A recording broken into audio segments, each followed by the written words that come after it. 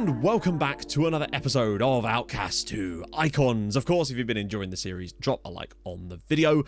It really is very appreciated. And all you algorithm ultras, I appreciate you too. So, I thought we'd start here. You can see, I mean, you may have spotted it already, but if you haven't already, look at that contract length. Vlade Strikic has signed a new deal at Dinamo. 5 years is the deal. Yes, it's 30k a week, but honestly, keeping this guy was well worth paying what he wanted. To be honest, I think we might have even paid a tiny bit more than what he wanted. I was just desperate not to see him leave. And most importantly, no release clause. That is the satisfyingest thing about it. Now, the cool thing about getting rid of the release clause for me is that every time we've had an opportunity for Vlade to leave, he's been very happy to stay. So I feel like convincing him to stay isn't going to be a problem. What could have been a problem, though, is just a random release clause trigger, and then they're just off, unfortunately. So that now being gone. Weirdly, his agent originally wanted a £22 million release clause in the deal, and I'm just like, you want me to drop it? You do understand why contract negotiations are happening here, bud. Now, you'll notice he's injured at the moment. More on that in a minute. Also, I got my B license. So there we go. That's nice to see. B license, basically there's very little change. Our reputation is the same. I think we've kind of reached a point now where licenses upgrades don't really affect your rep, which is kind of makes sense. I like that actually. It's just a few little stat bumps here and there. So that's the last badge. We're not going to get any more badges at Dinamo just because I feel like we could literally fill up the rest of them, but I still want a nice sort of steady progression. I don't want to overdo it just yet. So we did in fact make a signing. I told you about him last time. He's here. And this is he. This is Pipi, or Pippi, I don't know. He's a Japanese international that came through at Real Madrid. It's interesting. Honestly, I'd heard about the guy in the past, but then basically here's the situation. Sporting wanted rid because he wanted a new deal and they wouldn't give him one. I don't know why, but I guess maybe he was falling down their pecking order. Firstly, just taking some of those attributes, the dribbling, the first touch, the passing, the technique, some lovely mentals in there as well, some lovely physicals too. He's just a very, very good player. And yeah, he was available. So I thought, you know what? Just throw a hat in the ring. I'd saved a load of cash because we didn't manage to get Bracalo, and I did want to kind of bring in like a big name, not big name, but like a big marquee signing, so to speak. Not that I really prioritized that at the end of the day, but he was just there. So I thought we'd have a little crack. They originally wanted 23 million, and obviously, yeah, we've got the money, but I wasn't about to spend 23 million on a player because that money can be fleeting at a club like Dinamo, and often it's generated by player sales. But they really did seem quite keen to get rid. So this is the deal that we put together for PP.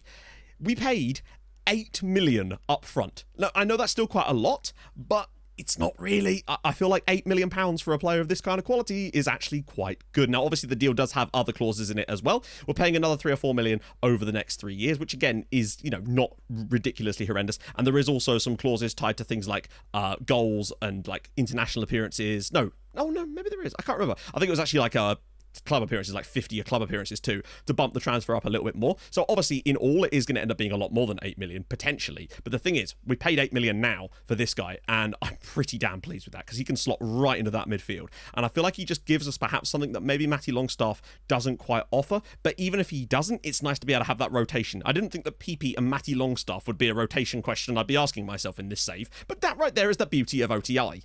Right, a couple of games we had off camera, including the LAN second leg, before today's game against HJK. I realise there's a bit of a spoiler, but come on, you must have known we were going to get through. So we went away to LAN. I decided to play a rotated side, throw some extra players in. Babic got a start. A lot of the younger lads got a start. Simok there with the ball across, and Jellebear was able to put us 1-0 up after 15 minutes. Relatively quick start out the traps, which is what you want to see. Jellebear then puts a nice ball in, and of course, Deanna was on the end of it, making his first start to make it 2-0 to us as well. And then in the 30th minute, Ramadan Solby getting the ball here, slips a lovely little ball through the channel for Strikic, and this man is just on fire. On his right foot as well for 3-0 to us. That was 7-0 on aggregate. Sadly, we did manage to concede a goal in this one. Well, not even unfortunate, just bad defending from us. Just the goalkeeper just didn't come out for it for some reason. Curran gets through, and it was 3-1, 7-1 on aggregate. Through we go. So definitely not as good as we were in the first game, but then obviously I rotated the squad around, not dramatically, but enough to the point where it mattered. Regan Booty started in our midfield, for example. I realise this is going to need to be explained anyway. The HJK kind of revenge rivalry thing comes from the stream save last year. The OTI version, actually, the Outcast Icons on stream, where I was managing a Faroese club called Idrottafula Flugifjadar. I can't remember. That's not even a good pronunciation, but it's close-ish, not really. And they knocked us out of Europe twice in one season in different competitions because of the way that leagues dropped down. And it turns out they'd also done the same thing to the same club 2 years prior to us joining them. So needless to say, I had a bit of a bee in my bonnet about that, and it's just kind of become a thing. So I'm hoping to put them out of Europe right now. Now, unfortunately, Strikic picked up an injury in that game against Larn, frustratingly, and he will miss 2 to 3 weeks. But it didn't really matter that much. PP with the ball through here, and Fisher gets on the end of it, filling in up front for Strikic. Really nice to see Dean Fisher stepping up like that. He's already under a bid from Leicester the moment he scored this goal. Some nice work on the edge of the box here again. Conser drops it around the side. Anderson puts it through, and Fisher slots us 2 goals to the good on 60 minutes there against Rijeka. But then, sorry, not 60, 64 minutes, directly from the kickoff. Directly from the bloody kickoff. Defenders get a bit caught out here. Bit of a mess. And eventually it's 2-1 here as Rijeka get a goal back. But in the second half, we really did start to look pretty good for the most part. And we got ourselves a nice little set piece play with Roberts putting it through, Basila with a goal 3-1. All in all, fairly confident performance, really. They only had the one shot on target. It just happened to be their goal. Pretty dominant. I think we played better here than we did when we played them last season, if I recall, and we won there as well. So good to get off to the league in a good start with a 3-1 victory, and also doing it without our main striker is another good sign, particularly when his replacement comes up with 2 goals in this game, and he's going to be playing today as well. So Dean Fisher, there's a lot on your shoulders, bud. League, of course, looks like this, but really, it doesn't really matter at this point. We've only played 1 game. To see Dean Fisher's grabbing a brace already, I'll just quickly show you him, actually, so you can have a little look at him while I talk about him. He's nowhere near on the level of Vlade Strikic, to be honest, but hey, 2 goals for the 18-year-old lad. Nice to see. He's wanted by a lot of teams almost immediately. I'm not even joking. I think it was 2 days afterwards, Leicester were just like, hello. Mihailovic is also wanted by Brighton, and they did put a bid in. He did kick up a fuss, so that's not exactly gone great. Our goalkeeper is also annoyed at me because I didn't let him go to Al Nassr. They put a £7 million bid in, and I was like, well, I'd quite like to keep you, considering you're a first-choice goalkeeper. And then he was like, no, I've insisted. I presumably wanted to go for the money. So I said, all right, fine. If they put in a reasonable bid for you, I will accept the bid. And he's like, all right, what do you consider reasonable? I was like, all right, fine, 10 million. And he's like, no, 4 million. I'm like, but they already bid 7. Why would I let you go for 4 now? Do you understand maths, sir? So that's kind of a communication breakdown. But it doesn't matter. If he was to go, we actually have another goalkeeper who's almost on par with him, Robert Ivanovic, who I'd be more than happy to throw straight in. He's a bit younger. He's a youth prospect here as well. So, hey, you want to be careful missing with me, Nikolic, man. HJK today. If we were to go through, we'll play the winner of either Apoel Beersheva or Ferencvaros. So that's kind of interesting, actually. We could end up playing a Hungarian team if we were to get through. There's definitely better draws we could have got, but also worse, I would have said. I will actually do a selection advice here, just because we've been moving stuff around quite a lot lately. He's going to put in a lot of players I don't want, but I just want to sort of actually, no, I don't want to do that. I don't want to do that. Nikolic, considering he's being a bit of a bell piece at the moment, and you look at this, when you look at the comparison between him and Ivanovic, I wonder how they actually compare like. So at the moment, how are we doing on players coming back? Mihailovic still isn't ready yet, neither's Kem Campbell. Booty obviously is Booty. Oh, Jelaber's back. He was suspended for the last game, so I had to drop him out, which was a bit of a shame, but it is what it is. Babic, I think he's probably ready for the bench here, maybe instead of Troy. No, we'll keep Troyer on the bench. I have tried to move on Traore because he is actually the second highest paid player at the club. But, yeah, just no takers. Anderson's actually looking a bit tired after the last game. I assume it's just because he's come straight in with a lack of match fitness. So what I might actually do today is bring back Sobby on the left side. But it is nice to be able to rotate around this team. I feel way more comfortable rotating through the likes of Anderson and Jorgard and Strock and Longstaff and Anna and these guys and Babic as well. Connor Roberts isn't being asked to do everything now, and that is extremely refreshing. I think we should be beating HJK, but I'm still a tiny bit concerned, just in case. But yeah, one of the things I actually did later in the game, I think it was after the second goal against Rijeka, was I actually put it so that we were going through the middle. Because you know how a lot of our build-up ends up with those passes played in behind the defence through that little interchange on the D. I wonder if that would facilitate that more. So something I'm definitely going to consider perhaps, but try it out against in games that matter a bit less than this, you know? Oh, we can have more subs. Oh no, we have too many subs. Right. Forgot we have 9 subs in the league. Here we go. Dinamo Zagreb versus HJK. A chance for us to move to the next round of the Champions League and with a shot at... Who is it we were going to play potentially? I'm guessing it would more likely be Ferencvaros, but you just never know. So I think it's definitely a winnable tie with a good chance for us to reach our objective. The objective of the board for us this year was to reach the playoff round. And with those fixtures... hopefully getting through, that would very much allow us to achieve that, hopefully. And you never know what the draw could provide in the playoff round. You never know. Maybe there's a chance for the group stages. If failing that, though, we get a nice little Europa League run in the groups, which would be quite fun. There's still a long way to go, though, before that. Roberts, PP. Or we can knock it around the side, perhaps. He's going to go alone, goes for goal, but instantly on target there from PP. Fisher, it's only one game, but I have been incredibly impressed with his ability to step into the fold and fill the gap left by literally the talisman of the team. Wow, lovely work again, and blocked again. PP now ball through, and it's cleared away again. HJK certainly sitting deep on us here, but that's fine. We'll let them do it. PP! Great save with his foot there from Malm. PP once again, though, getting into an excellent position, and I would have liked him to have maybe scored there, but still, Roberts' ball through, headed away, and Consul will pick this up. So half-time, and obviously it's been all us, dominant-wise. I didn't want to start over the top just in case they were better than I thought they were, but I think we can push a bit more in the second half to try and find, similar to how we did against Larn, really. Hopefully. Ball in their post, and it's headed to the back of the net, but it's disallowed? Who? Was he offside? Sobby was apparently, certainly didn't mean it. How did he not mean it? Hang on. Where's the... Oh... I always find it weird when the game doesn't show you the replay of an offside decision for some reason. Roberts... Oh, that's poor. Going alone here again. Into the box by himself here. Can he pull it across for someone? Goes back for Connor Roberts. We've got so many bodies in there. And one of those bodies is...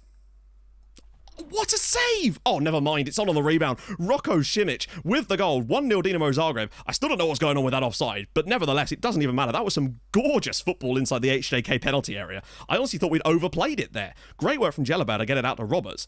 He's in total space here at the back post, but look at that. One-touch stuff, and then great save from Malm, but that is an extremely good finish from Rocco Simic. Very, very important one as well to give us the lead nice and early in the second half. He's got 4 men in the box to aim for. One of them is Jellerbad. Good save again by Malm. Jellerbad's getting into some great positions. Some nice football. PP. Got to find the run. Oh my God, how's he missed that? That's incredible. Well, it looks like it's only going to be a 1-0 to us, which isn't spectacular. I don't think we've played badly. We've defended extremely well, just limited them to nothing. Just haven't been able to take the chances. We've been creating them today. They've just not been able to finish them, and I don't think many of them have really fallen to Dean Fisher today. That's the one thing. He's not really been able to impact the game perhaps as much as he would have liked. But we've got the 1-0 victory. We don't concede an away goal, which is the main thing. Sometimes you're just going to have to take results like this one. I think we've played pretty damn well for the most part, but hey, it's one of those things. We move on. We've got a massive game against Hajduk in between before we come back for the second leg against HJK, which is certainly not in the bag by any means, but if we play this well again, we'll do just fine. Right then, we're back. We had the eternal derby away at Hajduk, and we wanted revenge after last time. And with 20 minutes on the clock, Dean Fisher gets the ball on the right-hand side here, puts a great ball into Anderson, who was just about to come off injured, scoops one into the back of the net for 1-0 on 20 bloody minutes. And then we start to really grow into this game. 71 minutes on the clock now. We're starting to get a bit worried, though, as they figured that they would throw some stuff at us. Roberts with the ball in, Ramadan Sobby with a beautiful lofted header to surely kill the game off at 2-0. But we had more in the tank. 75 minutes. Pavlich gets the ball out on the right-hand side here. Roberts round the side for Simic. Eventually it bounces back, and there was Dean Fisher for 3-0 away from home in the derby. You love to see it. But still, in the 91st minute, we had one more piece of magic. Pavlich with the lovely ball the outside of the foot. Simic was through, and it was 4-0 in the derby. Great stuff, lads. Absolutely tremendous performance from the guys here. Now, the one thing I did in this game is I tried out that whole go through the middle thing again. I switched it on around about 15 minutes through the first half, hilariously. And we started to really kick on from that point onwards. And once we got in front, we really never looked back in this game. What a win away in the derby. Great to have that sort of a revenge after what happened last time in the league. And to get our first 2 league games of the season under our belt, to get a 3-1 against Rijeka and a 4-0 away at Hajduk, that really does look quite nice. Sadly, though, Matty Longstaff picked up an injury. This feels... I mean, I know it's a meme, and it is a meme, but this is nuts. Would you believe he got a hip injury? He's been... What did I tell you, Matt? Summer, you can have all the fun you want. Go on your banana boat, have a bloody lovely time. It's fine. But when the season starts, stop riding jet skis. There's always one that don't listen. This time it was Matty Longstaff, and he's going to be out for 3 months with a hip injury, which is not ideal, really. Thankfully, you know, with PP and Kim Campbell, and we've got other players that can fill in the gaps without too much of an issue, but god damn it, man. But today, it's all about the HJK game. The games have come thick and fast. I've tried to sort of rotate where I could, but I didn't want to risk resting too many players for the derby, just in case, really, because I didn't really want to lose it, and I was worried about what the board might say. They're rating us as a B+ right now in terms of our match performance, which is really nice. They considered the 3-1 away at Larn as an A+. I guess it's because we qualified from the game, so I suppose there's that. Now, slight problems here in that Sobby... Oh, God, now, how do we do this? Is Sobby available? He is. Who was it that was injured then? Oh, that's what it was. So, Anderson got injured. I brought on Strock. He was on the pitch 3 minutes, and then he got injured as well. So, yeah, Sobby's going to have to start today. Strock will, of course, not be on the bench. Rest of the team, though, totally happy with that right now. Is there anyone I really want to bring back in? Again, Mihailovic isn't quite ready just yet. He'll get there, although he's still a bit pissed because I didn't let him leave. Or we have to take out our bench as well a little bit here, too. So let me just clear the bench right now so we can just redo this part, because the first team I'm pretty happy with. It's the bench we need to sort. Ivanovic. pleased with him. Honestly, very pleased. Probably going to put Booty on the bench here, just so we've got a nice spread around the side. Although PP... Actually, no, wait. What am I doing? Campbell came in because PP was knackered, so now PP's coming back in. So we did make one little change for the derby. Oh, and in case you're wondering, yeah, that deal for that other player still just sat there. No, like, I don't know what's going on. I can't confirm the deal. I don't know. I'm actually tempted to cancel it and try and put another bid in and just redo it all, because I really do want him. So I'm just thinking about this bench, actually, because we are lacking a bit of a centre-back. Oh, I suppose Babic... No, Babic I don't want to play there, and neither should Pavlich. I think this might be a chance for Deanda to come on, and sadly, Regan Booty might well be the culprit there that drops out, but that's fine. I don't think we really need that right now, when considering we've got Kem Campbell to come in anyway. I'd like to think that we should just be able to sweep through them the same way we did in the first game, but the fact that we're away from home, I'm not going to change anything about this one, because obviously we played well in the first game with this exact style, so I kind of just want to, you know, if it ain't broke, don't fix it with this particular scenario. Let's just go out there. We really, if we score, I think we're fine. For once, I didn't pump my fists. I've told them to watch out for complacency, because sometimes you can get a bit of complacency, right? Oh, hello. Sure, stopping him is definitely important. This is big for us. 1-0 was not exactly ideal. I think if we were 2-0 up coming into this game, I'd feel a lot more confident, but you just can never tell what can happen in games like this. It only takes one amazing performance from a team like HJK or something for us to suddenly find ourselves out of Europe. I don't know what we'd go into. I guess it would be the Europa League, but we really can't afford to go out to HJK this early, or at all. Well, they're dominating possession so far. Hodak! Yes! In off the post, Ivica Hodak gets the goal that should hopefully be enough to see us through here. I mean, to be fair, the way they've got the possession so far, if they were to have 80 minutes of domination from here, they could still get a 3-1 here. But Ivica Hodak, that might be his first goal for us. Great ball in again from Connor Roberts, and that's super important. And level this game up, then there's often... Oh, God, it's a great finish. I mean... Defending there was terrible. We've just not looked at the races. We were in front. I mean, we're still in front technically, and they still need another 2 goals, but Christ, we look all over the place today. We've played pretty well and dominated every game we've played so far, including against some arguably better sides than HJK, but that was just terrible. Gets all the way through the defence. It's a great finish from Tanskanen, but, well, I've got to be honest, pretty unconvincing from us, actually, surprisingly. After the way we played in that first leg, I was expecting more, but nevertheless, we are still technically... They need 2 goals. So, but still, I think we should be winning this, really. Maybe the players are getting a little bit complacent, despite me specifically warning them not to. Simic on the ball out on the right-hand side now. I should have won a bit of possession back in this game, really. Although we didn't have a lot of the ball against Hajduk, and we still won 4-0. So maybe that's not the be-all and end-all, really, is it? PP is very, very tired. Oh, no, he's taking a knock. In that case, yeah, Kem Campbell's on. Oh, we got a free kick now. Jelabert. So 3 men at the back post. Oh, my God. Oh, if he didn't shoot there, we had 2 men over at the back post he could have just clipped that into. This has been an utterly woeful game from us, but we have definitely improved in the second period, and they haven't really done a lot themselves. As Esri Konsa's shot is just wide, and that looks like it's going to do it. 4 minutes to go. 1-1 draw is certainly not what I'd envisioned for the second leg of this game, but I guess, you know, we'll take that if it means our tired legs can get through this game. We have a little bit of a rest, I think, but I'm honestly not sure. Oh, God, it's thrown! It's a goal! Berjar Osmani has, well, won the game on the night for HJK, but I think that hopefully we can just survive. In the second half, we've actually been a lot better. Just looking a bit more bright and creating chances and whatnot. Not great chances, but nevertheless, they've been very quiet. But again, the defender just lets it go through his legs. Although, we were into the 94th minute of the game. Adama Traore is not going to win this header. Okay, apparently he is going to win this header, strangely. But if we could just keep the ball down their end. Oh, well, there we go. Dean Fisher pops up. It's 2-2 on the night. At the very least, we're not going to lose this game. That would have been awful for us. Dean Fisher, though, showing that when he does get a chance and he can get in a scoring position, he can find the back of the net. How on earth does Adama Traore win a header there? But fair one to him. Great work here from Fisher again, and a lovely little ball through from Jelabert. But Fisher, clinical as ever. 4th goal of the season for him already, and we are 2-2 here against HJK. God, imagine if we'd lost this game. Nevertheless, it looks like we are going to go through. Oh, hello. Is there one more sting in the tail here? We've had 2 goals in stoppage time here. Don't give them a 3rd one. Oh, come on. Maybe we can go win it on the night. Ramadan. Oh, the referee's had enough. Maybe Dean Fisher could have fired us home. We are going to go through 3-2 on aggregate. But you can see about the second half, we sort of really did start to come in, but then they pulled it back towards the end there. Not a bad performance from them, really, but still, not ideal from us. First sort of bad performance of the season, but we've managed to not let it affect us. The important thing was just to get through. And it is going to be Ferenc Varos, who actually drew the home leg 1-1. Wow, PP's out with a... God, that's not great. That is not good. That's another player in that role that we've had injured now. So, oh God.